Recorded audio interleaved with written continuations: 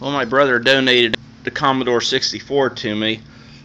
I really didn't want to take it at first, thinking it was garbage, but as you can see, it looks very old and almost fake. It was manufactured in 1983, and somehow, some way, through the heat in the attics and the cold of the winters, it's working just fine.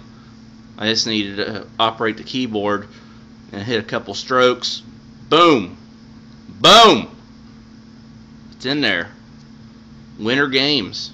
I got summer games. I've got one-on-one.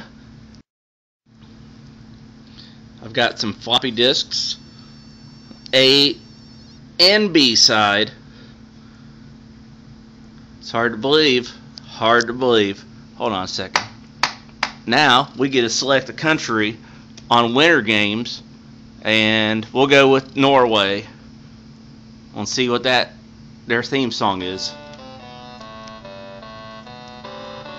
Bo, bo, bo.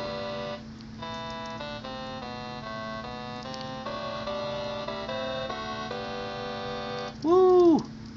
That is top notch. Man, I don't need anything better than this. Alright, well, just showing you the Christmas gift of a lifetime. Good times. Commodore 64. Made in America. Working 20 years later. Adios.